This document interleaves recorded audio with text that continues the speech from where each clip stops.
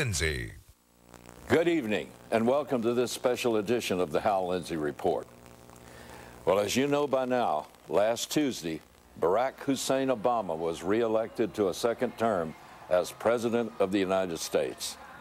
The seemingly interminable campaign was notable for its rancor and divisiveness. It was also remarkable for its price tag.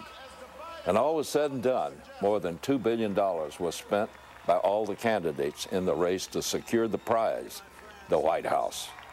Many of us felt this would be the most important election of our lifetime.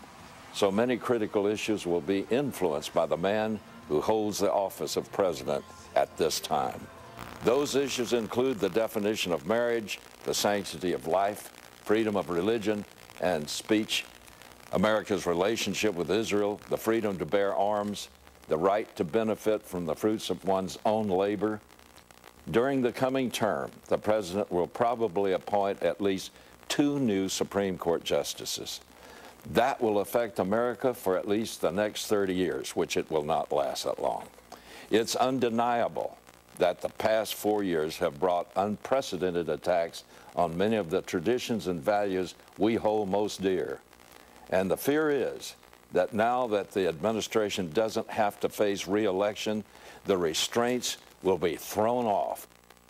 This was hinted at as the president famously promised Russian Premier Dmitry Medvedev, after this election, I'll have more flexibility.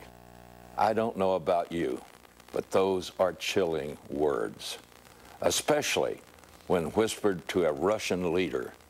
And Mr. Obama's guarantee to fundamentally change America must be viewed in a completely different light now that we know some of the things about America that he intends to change.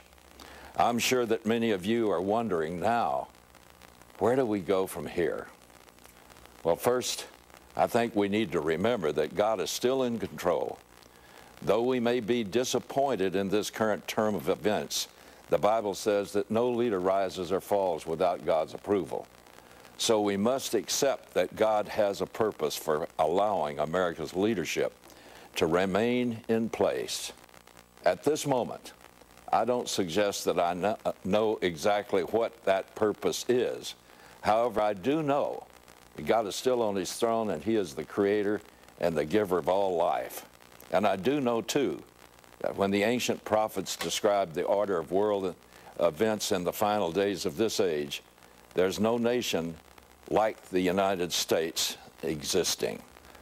I'll discuss this in more detail later in the program, but suffice it to say that we are now on the fast track to the 5th stage of judgment that I've discussed before out of Romans chapter 1, verses 18 through 32. There are 5 stages of judgment there, and the last stage we have reached. In verse 28 it says, "And just as they did not see fit to acknowledge God any longer, God gave them over to a depraved mind to do those things which are not proper." The Greek context here means God gave them over, us, to a mind that cannot even think in its own best interest. We've reached that 5th stage. According to the Bible, these 5 stages have been acted out in many times in history. The next stage is the destruction. For over 50 years, I have predicted America has to be destroyed or made no longer a power in order for God's plan to begin to work for the final 7 years before Christ comes back to this earth and straightens things out. And before that 7 years begin, the rapture has to happen. I believe that is made even more clear right now. In 1798, John Adams said, "Our Constitution was made only for a moral and religious people. It is wholly inadequate for the government of any other."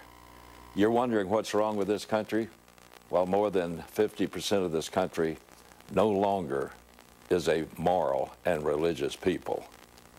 And the reason, a Constitution divinely inspired no longer works. I'll be back in a moment.